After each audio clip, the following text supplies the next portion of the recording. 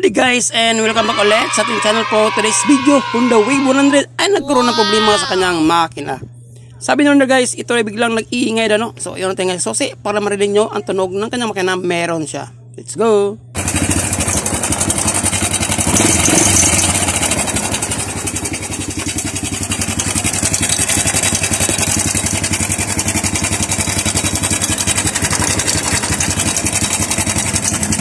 Sa tingin guys, saan kaya banda nang galing ang kanyang ingay? Para sa akin guys, yan po ay nasa kanyang cylinder head.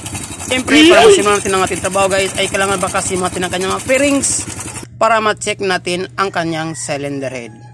Kaya off mo natin ang kanyang susi. So ito na guys, nabaklasan natin ang dalawang fairings ng kanyang motor. Una natin gawin ay tanggalin ang bolt na yan sa center na nakakonect sa kanyang takip ng kanyang timing chain. So doon natin makita ang tunog na pinaghihila natin kundi ang kanyang timing chain. Klarong-klaro talaga guys no, yung tunog na yun. Sa mga nakakalam na, is alam nila yung tunog na yun. Pero yung hindi pa at kanyo na naka-experience sa ganyang tunog sa kanilang makina. So ito na yun guys, makikita nyo na kung ano ang problema ng inyong motor. So tanggalin natin itong bulog na ito at ilapit natin ang ating camera para makita nyo kung gaano kalaki ang ingay na dinudulot ng ganitong pagbitay ng ating timing chain. Yun know, grabe guys, sagad na sagad. So possible nasa roller ang problema ng ganitong motor guys no. Kasi hindi man basta-basta nagkaroon ng pagbitay ng ating timing chain kung hindi nasisira yung mga roller sa likod ng ating back plate. So syempre kailangan mo natin i-confirm yan guys no. Kailangan mo natin tanggalin ng kanyang magneto, yung crankcase cover niya, at the same time yung back plate para ma-check natin kung ano ang nangyari, kung bakit nagbiglang ingay ang kanyang makina. Nung sabi ni bossing guys no, hindi pa ito ganito daw kalaki yung ingay nung mga nakaraan. Habang tumatagal, palaki ng palaki. So ibig sabihin guys, may problema talaga sa kanyang timing chain. So siyempre para masimulan nating trabaho ay kailangan natin baklasin ang crankcase na yan. So tanggalin muna natin ang kanyang change pedal.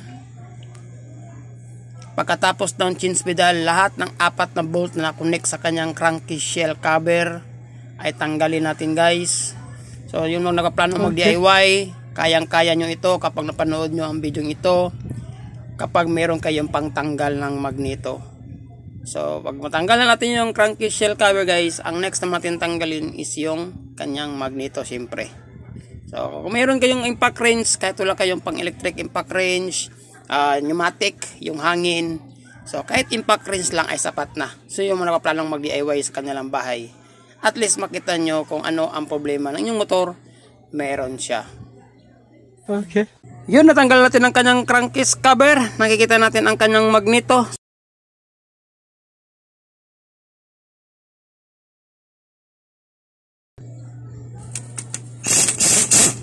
So yun, wag mo natin tanggalin ang nut na buo guys. Kailangan natin kalahati lang muna. Kasi yung puller natin ay kailangan ng depensa yung ating crankshaft. So para maiwasan natin bumuka yung dulo ng ating crankshaft, kailangan natin hindi tanggalin yung nut. So parang siyang depensa guys. Para kung sakaling matigas tanggalin yung magneto, pinipigilan niyang masira ang ating thread ng ating crankshaft. Yan po ang purpose kung bakit hindi natin tinanggal ng buo ang ating nut na ating crankshaft. So mano-mano po ang pagtanggal natin sa ating magneto guys. Kailangan natin dandahanin kasi ito yung pinakamahirap na part sa pag-DIY. Ito yung magneto. Lalo natin itong mga motor ay never po nabuksan. O kung nabuksan man is hindi mahirapan. Pero once na first time pa lang nabuksan, dito tayo makikaroon ng problema. So kailangan natin sampuk-pukin ng kaunti yung axle na yan para magkaroon ng kaunting vibration sa ating magneto. Tapos gamit tayo ng adjustable wrench para sa ating puller pang depensa. Para hindi tayo mahirapan kalasin ang kanyang magneto. So yan po ang pipigil ng ating puller guys para hindi siya gagalaw. At yung sa sentro ng axle yan naman magtutulak ng ating magneto. So kailangan pupukin natin ng kaunti. Tapos kapag pinukpok natin ng kaunti, malaking tulong na yan sa pagkaroon ng vibration sa loob ng ating magneto. Saka pupukin natin yung 16-17 na back wrench natin ng bigla. Yun. So yun diba? Okay, buenas tayo at natanggal ang ating puller na hindi tayo nahihirapan guys.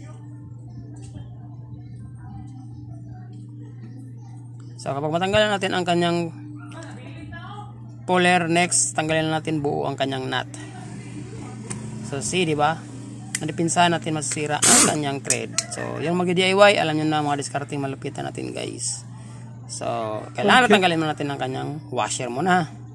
Tapos, ang buong magneto. Sa part nito guys, no, sa Honda V100 ay unahin natin tanggalin ang kanyang stopper. So, yun po ang stopper ng sprocket na hindi siya atras abante. Kasi may oil seal yan sa likuran. Next, ang kanyang circlip.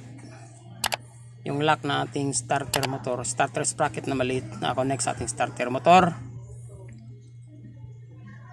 Pero natin basta-basta mabunot guys kasi nakasagabal yung kunya ng ating crankshaft. Kaya need mo natin tanggalin ang kunya. Kasi guys, nakasagabal siya sa ating starter sprocket na malaki.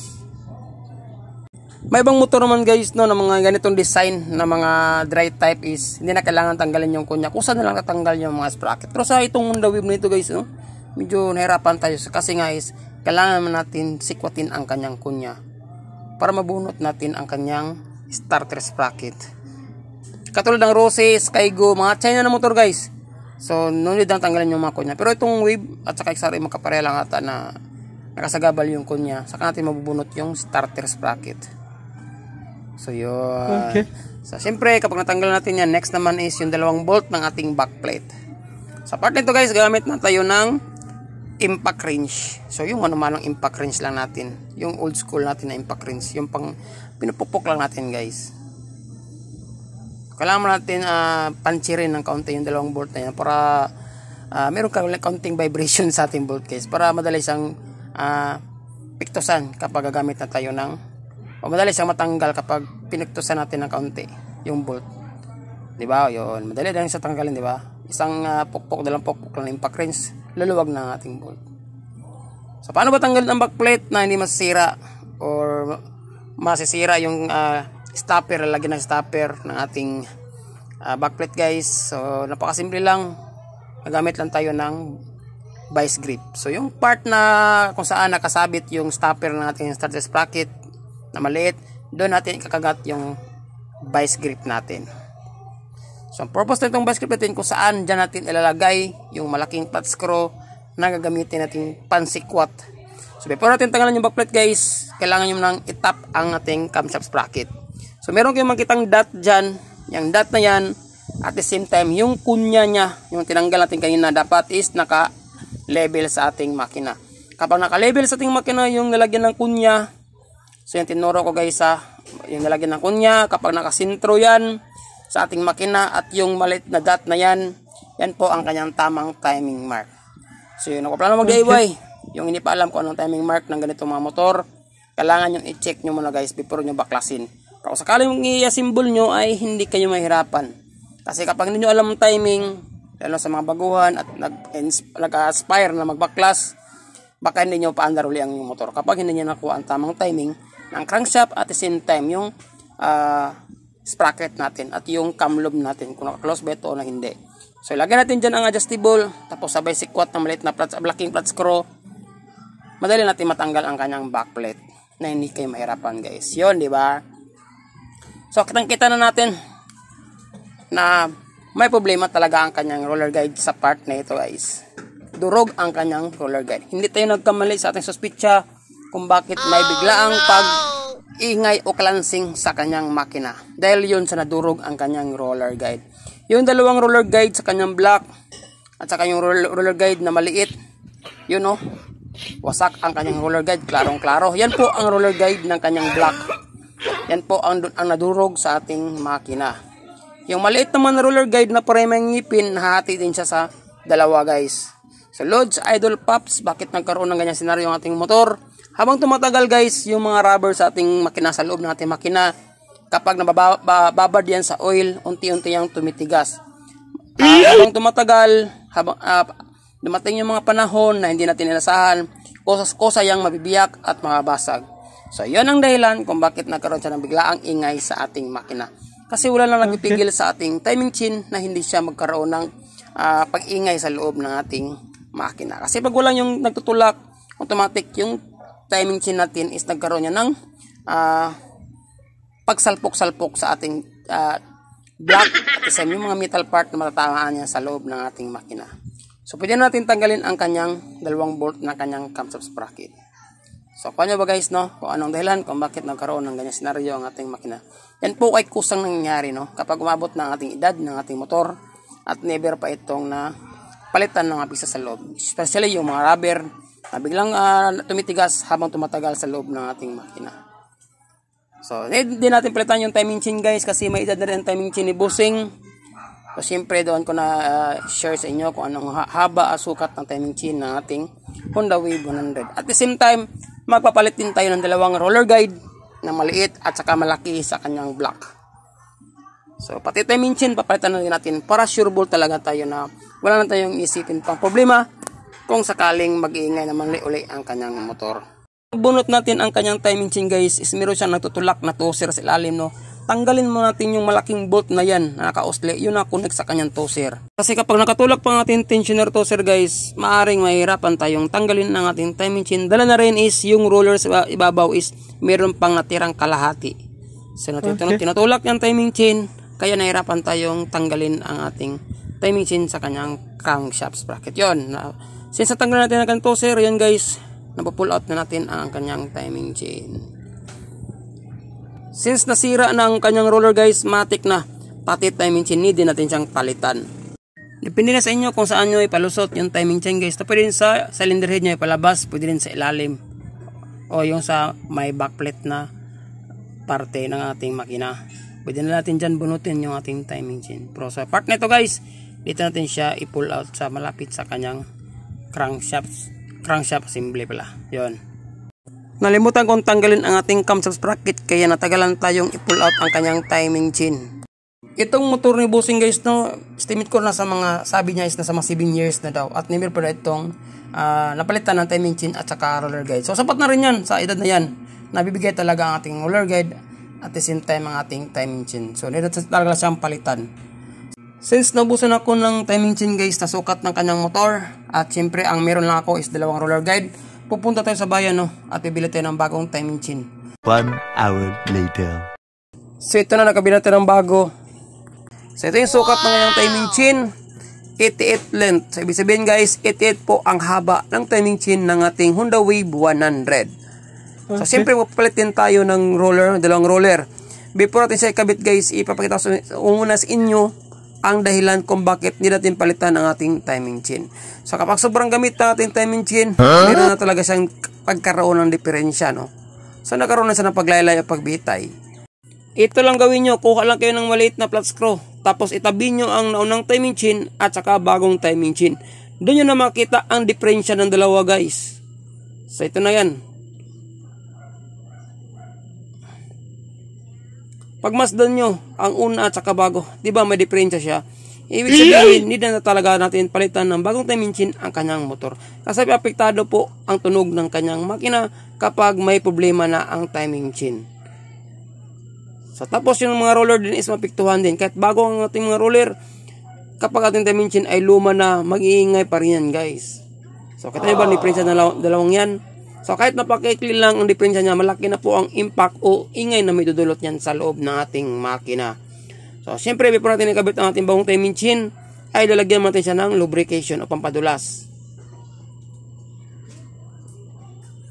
So pagkatapos niyan, malagyan natin ng oil, ay kukuha tayo ng wire para siya magsilbing hatak sa ating timing chain papasok sa ating cylinder block palabas sa ating cylinder head. Okay. So ito yung part na gagawin natin guys para natin mahirapan bunutin ang ating timing chain. Tatali lang natin siya sa wire. Tapos hatakin natin palabas sa kanyang cylinder head.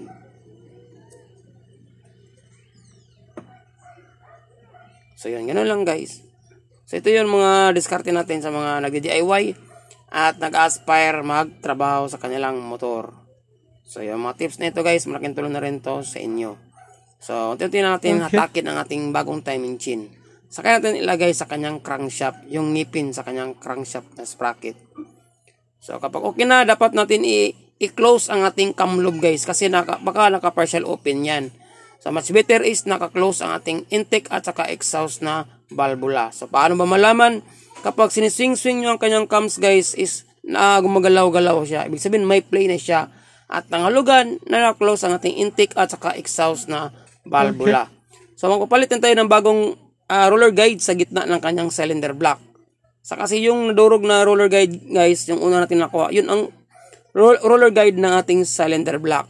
So dyan natin sa isiksik sa malapit sa ating crankshaft. So depende rin sa inyo kung saan nyo isusuksok or ipapasok ang ating roller guide. Pwede rin sa cylinder head, pwede rin sa baba, as long as makapasok siya. Tapos ilagay natin siya sa gitna kasi dyan tayo maglalagay ng kanyang bolt. Yan ang magsilbing roller guide ng ating cylinder block. So i-check lang natin dapat nakasintro yung roller guide natin guys. Kasi kapag hindi nakasintro, maaari mag-ikot-ikot yan sa loob ng ating timing chain. So kapag nakuha yun ng sintro, kanya ilagay ang bolt ng ating roller guide. So dapat i-check din natin kung nakasintro siya guys, no? Kasi maaaring hindi natin matamaan yung roller guide natin. So yan, goods naman, nakasintro naman siya. Saka natin i-retightening yung bolt na yan. Kasi may pagkataon din na malimutan natin yung i-retightening guys, no? Nangyari na yan sa ibang shop at natanggal yung bolt sa gitna. At nagkaroon ng talsik ng oil sa labas ng ating cylinder block. Next, ilagay na natin ang ating roller guide na maliit sa babaw ng ating timing chain. At siyempre dapat naka-timing na ang ating crankshaft guys. So nakita nyo ang kunya na yan, dapat naka-asintro na yan. Ibig sabihin kapag nakasintro na ating kunya o nakalibel na sa ating makina, automatic nakatap na ang ating piston guys. At nakuha na natin ang tamang timing ng ating crankshaft. So pwede natin tanggalin ang tali at ilagay na natin ang ating camshaft sprocket. Since nakatap na ang ating, nakaklose na ating lobe, ang kulang na lang is nakatap din ang ating camshaft sprocket. May palatandaan yan guys sa dot. Dapat yung dot is nakalabel din sa head ng ating cylinder head. Yun ang palatandaan na nakatap na ang ating camshaft sprocket. Kapag nakatap ang crankshaft, nakatap din ang piston, nakatap ang ating camshaft sprocket, automatic yung lobe nakaklose sa intake sa exhaust. Ibig sabihin guys, ready na ang ating motor para umandar. So yan po ang kanyang timing mark ha. Yung dot na yan nakaline sa guhit ng kanyang cylinder head. So yan guys ha. Tapos yung kunya naman niya is naka-asintro sa kanyang makina. So yan po ang mga timing mark ng ganitong design ng mga motor, 110, 125, 100cc na makina. So kapag okay na ang ating timing chain, goods na ang kanyang distansya, maganda na rin ang kanyang posisyon, pwede na natin ibalik ang kanyang tensioner tosser. So dapat malambot yung spring na ilagay nyo, kasi kapag matigas yung spring na ilagay nyo, maaaring masisira naman ang ating mga roller guide ng madalian. May iba kasi na nakakabit ng spring na matigas, mayroon namang iba na sobrang malambot. Yung katamtaman lang ang tigas ng ating spring guys, kasi nakadepende po sa spring ang ating mga roller guide. Kung matigas na spring ang gamitin nyo, for sure na maikli din ang buhay ng ating mga roller guide. So check natin ang ating timing chain guys, kung hindi na ba siya maluwag. So far goods naman siya. Sa taas, check din natin. Yun, goods na. Kung feeling nyo guys, okay na ang ating timing chain, okay na lang timing, pwede natin ibalik lahat ng mga tinanggal natin. So goods din ang atras. Next, ilagay natin ang kanyang backplate. Konting tulak para maipantay natin ang level ng ating backplate. Pagkatapos dalawang bolt, itaas at saka ibabaw, ilagay na rin natin guys. Pag okay na ang ating backplate at nakasintron ang lagayan ng dalawang bolt. So pagkatapos may lagay natin dalawang bolt, impact rinse natin ng kaunti guys, para hindi kakalas ang dalawang bolt natin. Yun. Tapos ilagay natin ang dalawang starter sprocket natin, yung malaki at saka maliit. Kapag okay na ang dalawang yan, next naman ang kanyang starter chain guide.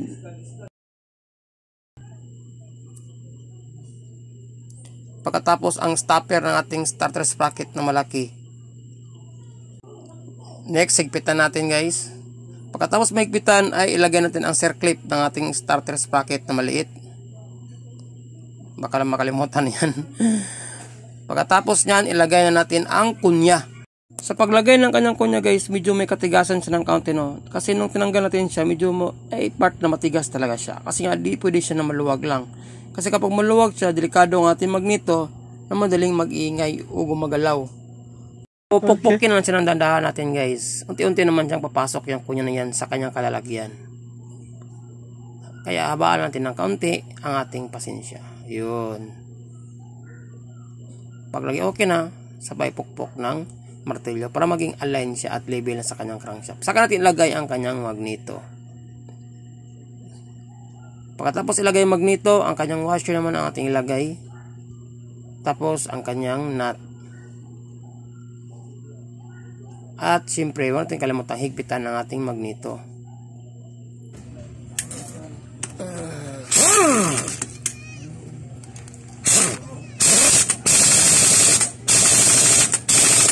Kapag okay na ang ating magneto guys, ang next natin gawin ay ilagay na natin ang ating crankshell cover ng ating stator. 4 na bolt ibalik na rin natin. Ay syempre, before ko makalimutan, ay shoutout nga pala sa aking lahat ng mga solid na tagapanood sa YouTube channel at sa aking Facebook page. At syempre sa aking mga silent viewers na walang sawang nanonood sa aking mga videos na ina-upload. Maraming salamat po sa inyong lahat sa walang sawang pagtangkilik sa aking mga video. Pagkatapos nating ilagay ang 4 na bolt guys, ay syempre i-double check natin ang ating timing kung tumama ba siya o hindi. Mas maigi talagang i-double check natin, baka sobra or kulang ang ating timing ng ating camshaft sprocket. So tanggalin natin yung takip nito guys, na bilog na ito. Tapos yung sa ibabaw na maliit, tanggalin natin kasi dyan natin titingnan yung timing natin, na final timing pala sa ating camshaft sprocket. So check natin kung tumama ba yung timing. Ikutin natin na kaunti guys. So kailangan hanapin natin yung letter T at saka yung guhit niya. So yun, yung guhit na yan dapat nag-coincide dyan sa gitna. So goods naman siya, naka-coincide na siya. Next naman yung timing mark na dot, yung arrow na yan. Since naging okay at tumama ating pagkalagay ng ating timing guys, meaning to say, maganda ang ating pagkakalagay ng ating camshaft sprocket at tumama tayo. So dapat nakaline yung dot na yan. At ito yung timing mark is nakasintro. So pwede na natin ibalik ang takip, lahat ng takip, yung 3 takip, yung kanyang camshaft sprocket at ang 2 bilog na iyan, takpan na rin natin para mapaandar natin ang kanyang motor guys, no? At marinig na natin ang pinali ng ating ginawang trabaho. Tunog ng ating makina. Pagkatapos papalitan natin ang bagong timing chain. Lagyan mo natin ng kaunting liquid gasket o gasket oil ang ating takip. Baka magkaroon ng moisture sa kanyang gasket.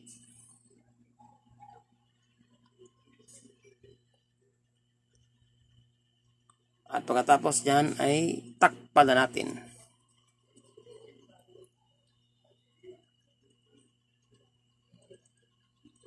So ilagay natin ang kanyang takip. Yun, goods na ang kanyang timing chain. Matigas na. At hindi na nakaroon ng paglawlaw o pagbitay. Goods na siya. So takpan na natin ang ating timing chain at saka camshaft sprocket para magkaalaman na. At siyempre, since nakapabor kay bossing yung paghigpit ng ating bolt, siya muna ating paghigpitin guys. Pero kailangan nating i-double check yung timing. Baka sobrang hipit, delikado, maputol o mabiyak yung thread sa loob ng ating takip o mabasag. So siyempre kailangan natin siyang i-review. Kasi may control po ang paghigpit ng bolt na yan. Hindi pwedeng basta higpit lang ng higpit. So double check lang natin guys kung sakto, tama lang ba ang pagkahigpit. So kulang ng kaunti.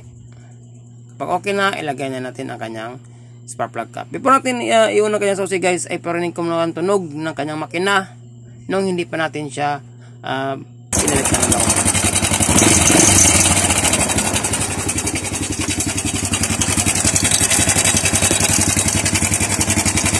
Ito naman ang tunog ng makina pagkatapos natin mapalitan ng timing chain.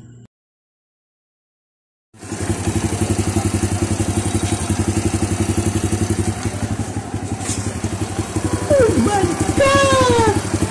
Wow! So yun na guys, balik-bran nyo na ang tunog ng kanyang makina. Kapag yung motor ay nag-experience ng kanyang ingay, alam nyo na kung ano ang salarin. Walang iba kundi timing chain at ang kanyang mga roller guide. Kaya huwag nyo nang patagalin ang ingay. Need na talaga palitan ang kanyang mga sira.